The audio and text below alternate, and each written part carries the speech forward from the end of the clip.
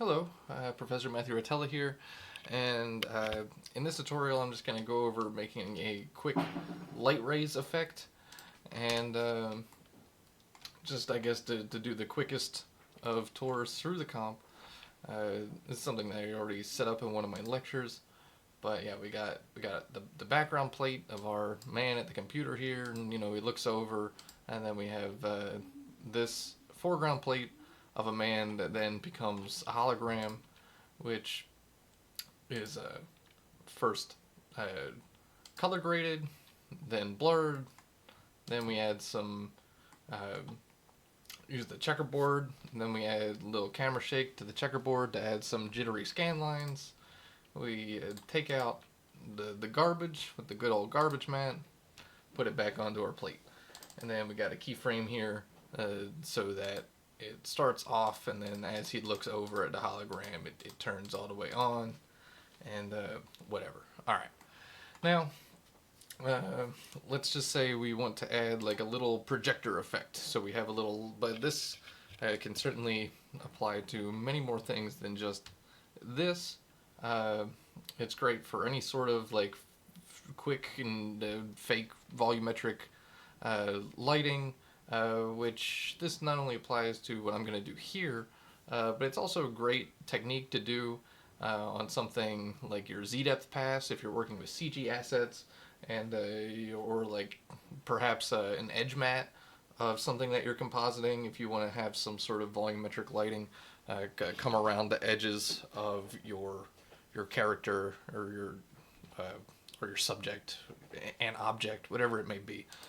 Um, but uh, the core of it is basically just a direction blur on some noise, which can be multiplied over anything. But so like if I get some noise here, and we're gonna want smaller light rays. So that means we're gonna want some smaller noise, and then you can always like gain certain things up or down, and mess around with some things as to whether or not uh, like you want like lots of rays or just little bits of rays, uh, whether you want them spaced out or what. So I don't know, you can do lots of things with this, but basically once you have some noise, you're gonna want to do a roto of it. So I can get a roto going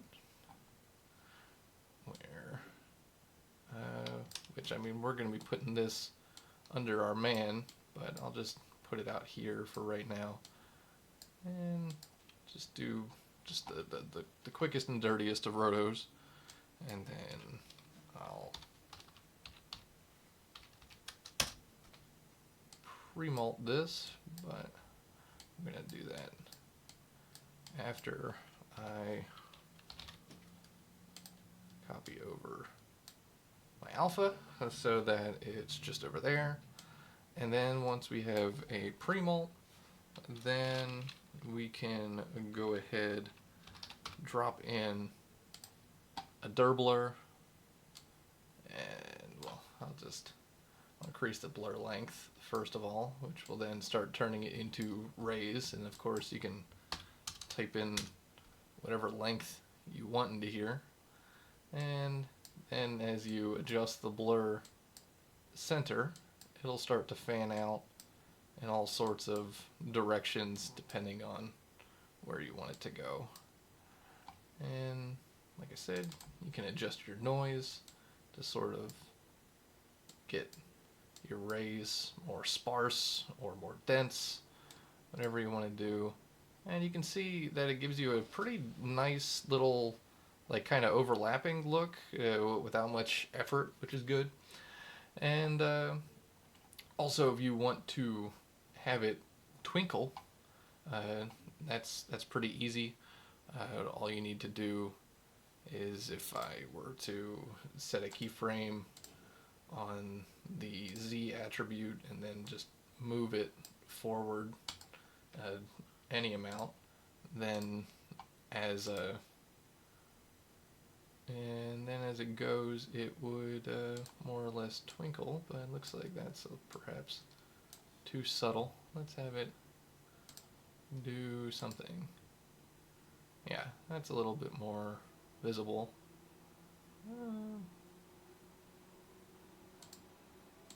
And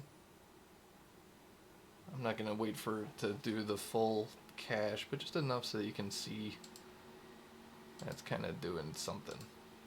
Alright, yeah. Okay. And really that's good enough. And if I want, I can also throw in a grade node, because I mean this is for my blue hologram, so I can make my grade this to be kind of blue. Alright, and then however you want to merge this on top, whether you want to do some sort of plus it or blend it however you please, with plus or screen could work, or I don't know, however you feel like it. But let's see, now let's try to actually kind of blend this with, which maybe I'll put my blur center a little lower, and I probably don't need my light rays to be quite that long. I'm gonna go like 250, and let's see, I don't want to set any keyframes on my roto. And of course you can adjust the size and stuff and animate any of those noise attributes to animate this however you darn well please. But here, I'll just, I can just hit the M key. I don't know why I'm wanting to type in merge, but there we go. I'll merge this in over here, and alright, I'll just make this a hot plus also, I think. Alrighty. And now in terms of like blending this into the scene, there's a lot of different things that probably ought to be done. Well, for one, I want my source to be thinner, so I'll probably bring these in. And I'll move this kind of off screen there. Let's get my blur center. Move that back down.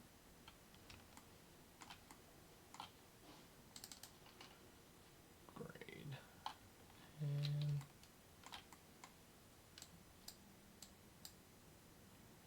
bring that back up a little bit. Or you know what, that's kind of happening because this is being clipped to my format. I don't want any clip. And maybe I could gain this up, make it a little bit brighter. Oh, hey. Alright.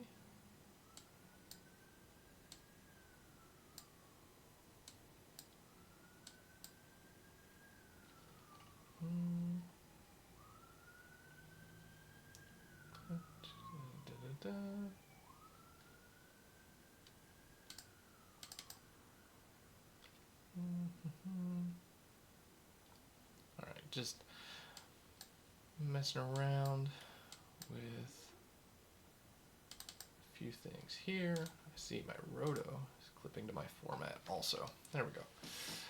So once I don't have any format clipping, I can grab this and put this a little bit further down, kind of how I want. Maybe, yeah, I gotta kind of think a little bit about where the ground would be.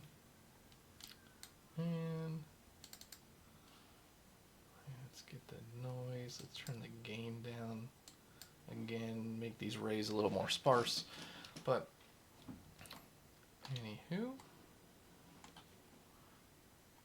okay. And alright, and then from here it's like any sort of blending I want to do aside from twinkling. or adding maybe even layers of light rays, like whether there's like a shorter one, then a longer one, and so on. Probably the last thing I'd want to do is some sort of animation on it for when it turns on, which at the moment I have my keyframe for everything coming on down here at the bottom. So that'll kind of affect the light rays and the overall hologram all in one. But maybe what I can do as well is I'll get a little transform in here, and that way we can kind of have it like fan out as it comes out. So let's see, I'll go ahead and hold down Control, click and drag my center to be over here, and then let's see, I'll just line this up with these guys here, and on my transform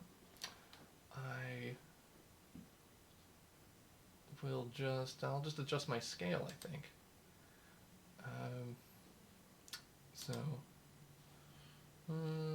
Yeah, set a key here, and I'll have it be 0, 0, and then maybe when it's like halfway in, I have, which this might be a little, I probably want this to happen poppier, but I don't know, I'll keep it like this. I'll make the height 1 and the width like 0.1, and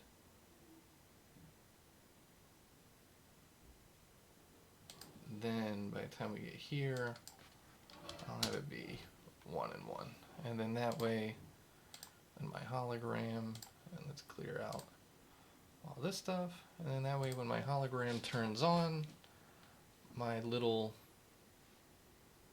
beam ought kind of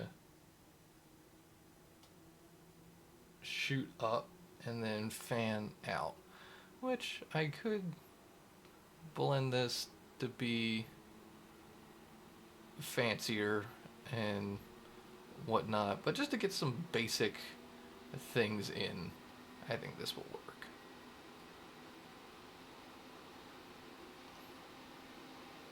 So let's see how things go.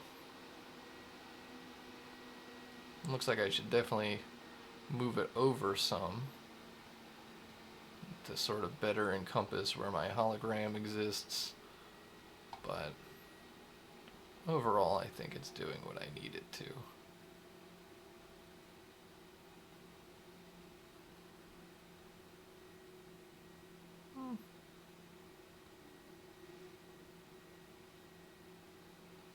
And like I said, this can be used for a lot of things besides this kind of dinky looking effect.